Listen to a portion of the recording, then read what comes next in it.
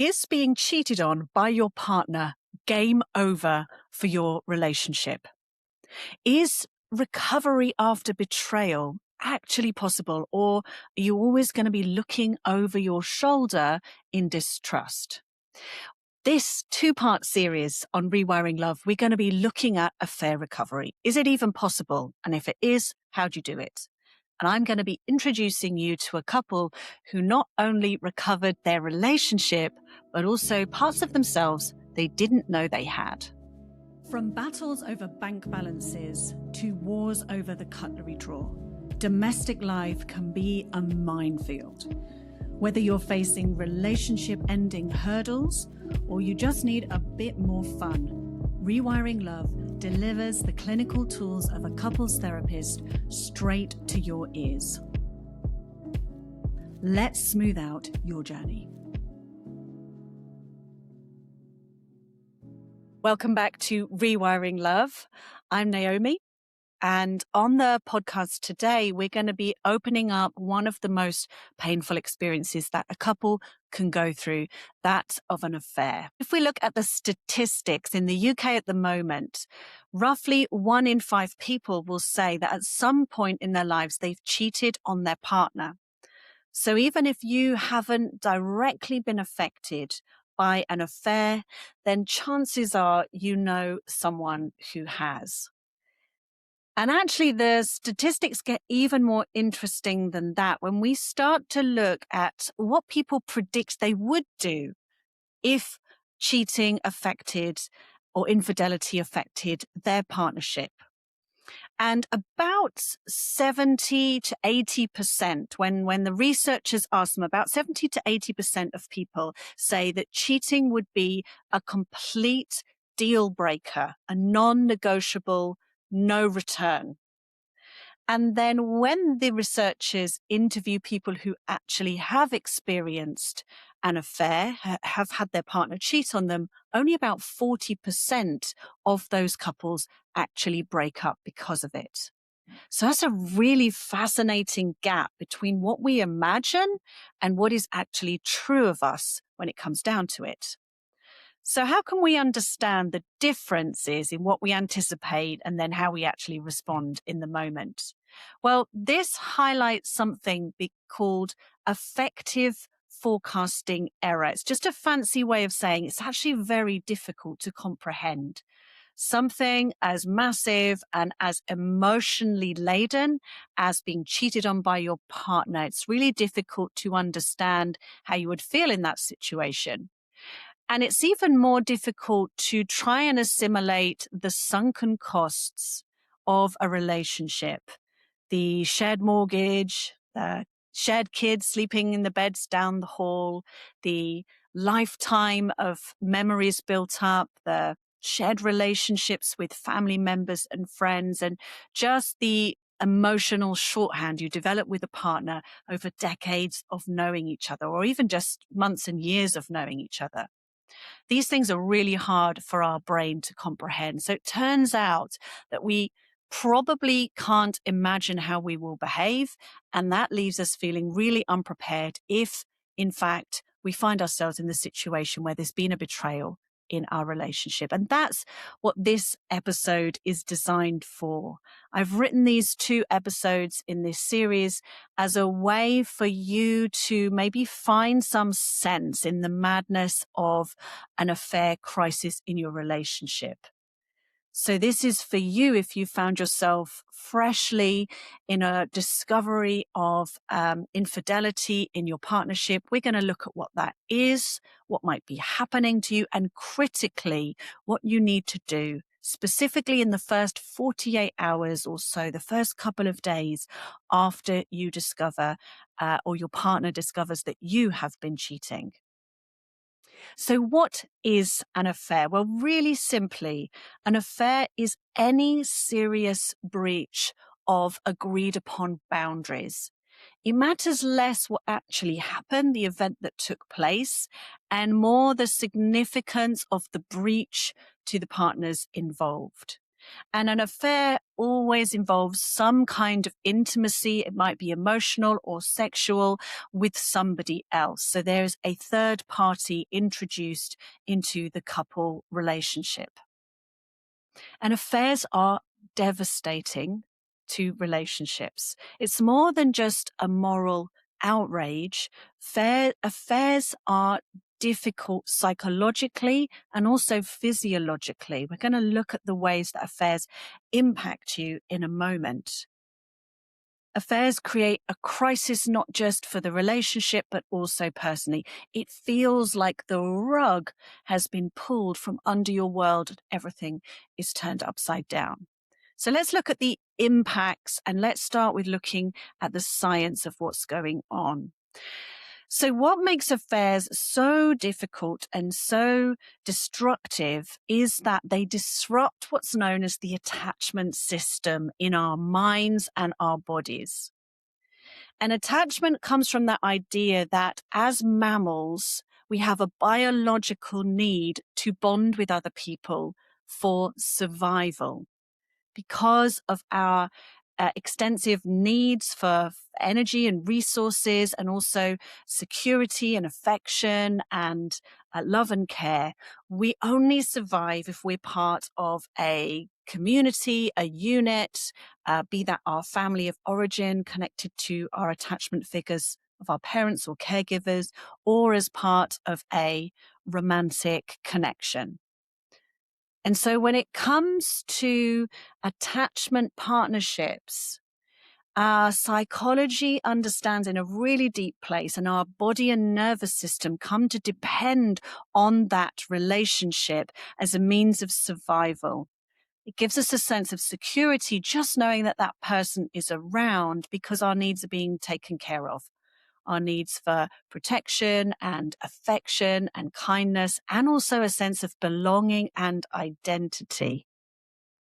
So whilst none of us will actually die if our partner leaves us, for our nervous systems, they've come to associate that person with a matter of life or death. And so it's like a deep tearing that happens when we suddenly discover that that relationship can't be relied upon in the ways that we perhaps thought it could be relied upon. So it's an easy mistake to make for partners to think, maybe we could just get back to where we were. This is just a lapse of judgment. It's a mistake that was made. And if we can just get over this, then things will go back to normal. That's a really naive view of affairs because of the nature of the bond and because of our sensitivity to those attachment relationships. There is no going back after a significant breach of the boundaries in a relationship. If that relationship is to continue, it's because a new foundation has been established rather than just going back to where we were before the affair. So I'm going to talk about how that actually looks for you if you're somebody who really needs to work out whether you want to stay in a relationship after an affair, or whether you're somebody who's cheated on your partner, is wondering if there's any hope for you to stay together. Then this episode is going to give you vital insight into the steps that you can actually take. So let's start breaking it down then into the different ways that affairs or infidelity will have impacted you both as the injured party, i.e. the one who's been cheated on, and also as the injuring partner, the one who has strayed with somebody else. So let's look at this in three ways. First, I want to look at the psychological impacts of an affair. I've already started to talk about this in terms of attachment. But what happens for somebody if their partner cheats on them is that their sense of continuity is broken. The shattering of reality creates a profound sense of insecurity in the wake of an affair. That sense of what I think is true is actually what's true is no longer stable and no longer can be trusted. And it can't be overstated that this is a profound change and alteration that happens in the mind and body of somebody who's been cheated on by their partner. And it can create this kind of crisis of self-trust where I don't know if I can trust my judgment because I thought everything was okay and actually it wasn't. I believed that my partner loved me when all the time they were doing things that were profoundly unloving. And that discontinuity of reality is a deep psychological wound in an affair. Secondly, relationally. Well, obviously life is thrown into chaos. There are very few areas of a relationship that are not impacted with a significant breach of agreements. And triggers tend to be everywhere in those initial first few hours or days or weeks after the discovery of an affair. Things like phones or bank statements or anything to do with travel away from home or staying away overnight. It could be that social media or the TV, loads and loads of reminders and triggers for the difficult feelings of being betrayed. And then physically as well, the stress that's felt by both partners, but particularly by the injured partner, is likened to PTSD, post-traumatic stress disorder symptoms.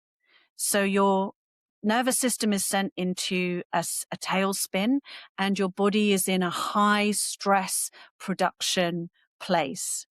And cortisol and adrenaline, the hormones that your body produces to counteract stress, have a real detrimental effect on your cells and also on your immunity. So your body undergoes a lot of wear and tear in that aftermath of an affair. And then the symptoms that can arise, so deep disturbances to sleep and maybe eating as well, nightmares, flashbacks, intrusive thoughts, sudden emotional swings or outbursts of rage and or upset. It really is a roller coaster experience. And I'm going to talk to you about one couple that I worked with that found themselves with the discovery of an affair and what it was like for them and how we stabilized them and their lives as a couple in those first few hours after the affair discovery.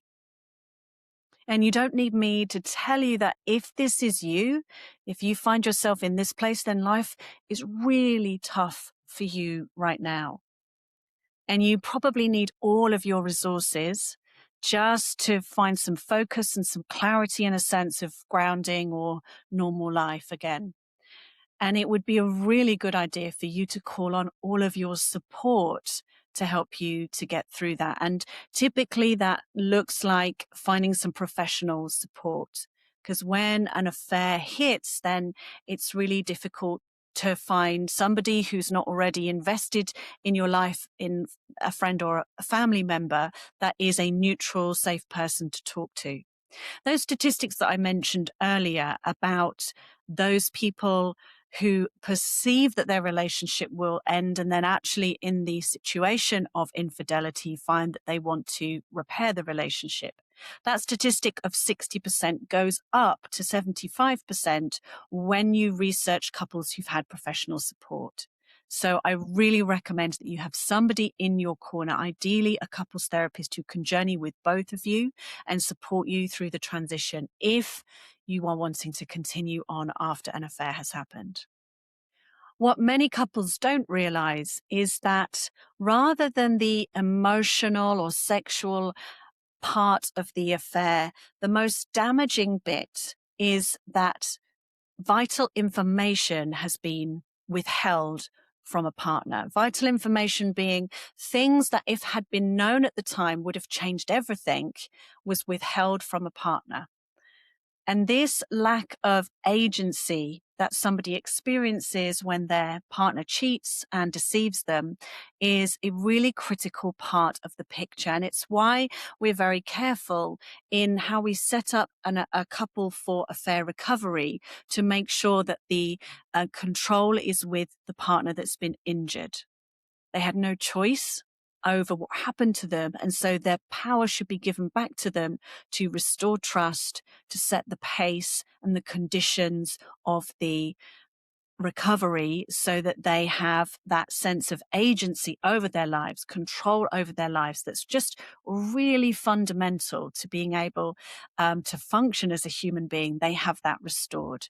So that's probably a key piece for you to know. If you're somebody who has been thrust against your will into a situation where your relationship's been torn apart by infidelity or affair, you need to be put back into the driving seat so that the conditions of the recovery are all on your say-so, and your sense of being able to determine your life again is starting to get restored. So I want to tell you the story of a couple that I worked with. Obviously, all names and identifying features have been changed, but I'll introduce you to them at the point in which they came into my practice. So they're Faye and Hamish. And as a couple, they've been married for about 12 years. They had two young boys of about 10 and 8. And I had a call from Faye, who was distressed and wanted to meet with me as soon as possible. So we arranged a session for the following day. And let me just give you some of the backstory for you to understand where we began to work on their affair recovery. So as a family, Hamish was the primary carer for the boys, and Faye had a busy job in event management where she was traveling to London on the train every day. And in her work life, Faye was organized and well respected, but she felt increasingly that their home life was chaotic. And unbeknownst to her, this chaos was triggering some deep-seated insecurities that came from her relationship with her mother, who was an alcoholic when Faye was younger. And initially, she coped with the chaos by spending more time at work, by throwing herself even more into the projects that she was managing, and also in having more overnight stays away with work. And during that time, she became close to a colleague. At first, it was just about confiding problems at work and difficulties in life. But over time, Faye realized that with Marcus, she was becoming more and more dependent on him and more enjoying their emotional connection. And then over a period of time where the change was maybe not even noticeable to Faye, she found herself more and more leaning for support towards Marcus and neglecting her life at home with Hamish and the boys. And then it came to a head one day when, after a drunken work party, she had sex with Marcus, and their affair became much more serious, and she kept it much more secret. The day before, I had a call from Faye. She had left her iPad from work unguarded, and Hamish had found some messages that indicated the level of emotional attachment, but Faye hadn't revealed the sexual aspect of their relationship. And so coming into my office, they were clearly shaken, and Faye had felt it was important to create a supportive space where they could both be held in the revelation of the extent of her affair with Marcus at work. It's not uncommon in a situation where there's been multiple breaches and a developing relation over time for there to be what we call a trickle down truth.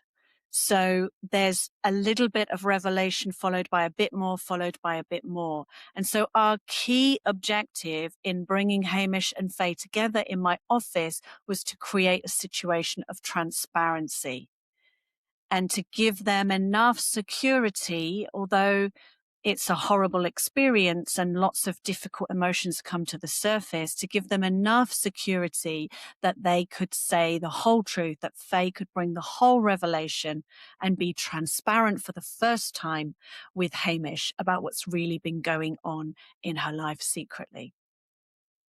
And because they were in my office and we could have that space away from the children and some time where they weren't going to be interrupted, these were ideal conditions for that revelation, the impact to be felt, and the truth to come out fully for the first time. And I was also able to intervene with them mindfully in those initial moments and hours after the affair came fully to light, to guide them as to the really critical pillars of beginning an affair recovery process. Even if they didn't know whether they were able to continue as a couple or even wanted to continue as a couple, protecting that space as a process of deciding, a process of finding their way was really important for Faye and Hamish. So that gives me a really good platform to begin to discuss with you what some of the important factors might be for you and your relationship if you have found yourself in the early stages of an affair discovery. And I've got 3 things I think are really important decisions for you to make carefully and mindfully, and consulting each other about how you handle this critical and vulnerable period immediately after affair revelation. Okay, so what are these top 3 priorities for the immediate aftermath of an affair discovery in the first 24 or 48 hours? Well, number 1 is no big decisions. Agreements should be made to keep everything in place as much as possible in the turmoil of that initial revelation. You may well have strong urges to take big action and, file for divorce or throw them out of the house. But actually, if you can avoid at all costs having huge irreversible decisions made in the initial onslaught of the feelings that come, that's really going to set you up well for moving forward. A decision to separate immediately seems like it would be the logical one. After all, this is a really serious offense that one partner has been caused to the other. And so shouldn't they be banished or sent away? Actually, if it's at all possible for you to stay together, even if you don't normally live together, to be together in the house in that first initial period of time after an affair has been revealed, that's the most sensible and pragmatic solution to find. For Hamish and Faye, they decided that Faye would move out of the bedroom and sleep in a separate place, this giving them both somewhere to go to, especially Hamish somewhere to go to and seek safety and solitude, but that they would stay in the house together and have each other on hand, have Faye on hand for Hamish when he had big feelings come up, when he wanted to talk, when there was a problem they needed to resolve, or either of them were triggered by something in the environment. You want to give careful consideration to who you let into your inner circle of knowing about what's happened to you as a couple in those first few hours. And that's a decision that really should be led by the partner who has been betrayed. So do you want people to know? Do you need trusted friends on your side? And how will you let them know? Or actually, do you need to keep this as a space for yourself and your partner and maybe a professional who you invite in? Bearing in mind that although other people might be able to offer reassurance or support and comfort and maybe even practical help for you as a couple, particularly if you've got children, the more people you invite into that intimate circle, the more relationships you will have to manage down the line. Remember that you might move on faster than some of the people that you've told about the affair.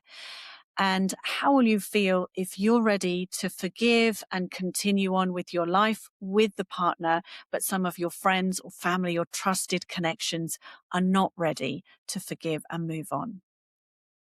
The second big point of decision is how you create emotional stability around you. So I like to think of a couple cocooning themselves in a place that's the most comfortable and the safest psychologically for them.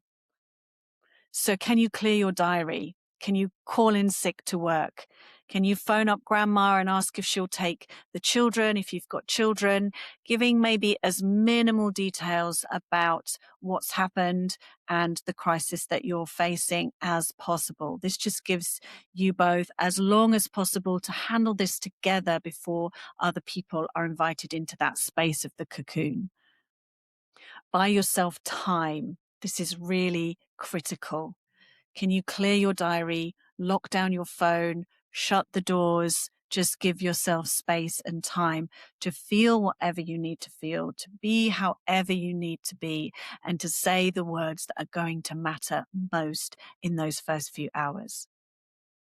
If you're going to make these agreements clear and explicit, so nobody's left guessing, and as I've said before in this episode, make those agreements led by the partner who's experienced the betrayal injury, so that they are in control of what happens around them and the process that they go through, setting the agenda for what they need in those first vulnerable and immediate hours after they discover an affair. And then the third big decision is around how you handle dysregulation. Remembering that now is not the time to solve the problem of the affair, but more to feel the impact and allow yourself to go through those shock waves of initial reaction to the affair, staying as close and making it as comfortable for yourselves as you possibly can. Because of the impact on your nervous system and how that destabilization of your sense of reality is taking its toll on you, decision-making is quite difficult. The logical part of your brain may be offline and you may have intense emotions or maybe even a complete lack of emotions. Dysregulation happens when we leave that space of our window of tolerance, to use the work of Dan Siegel, where we are regulated and we're in our safe and social zone, and we go into a hyper-arousal where we're agitated and stressed and maybe we're running hot, or into a hypo-arousal where we're frightened and shut down and hopeless and running cold.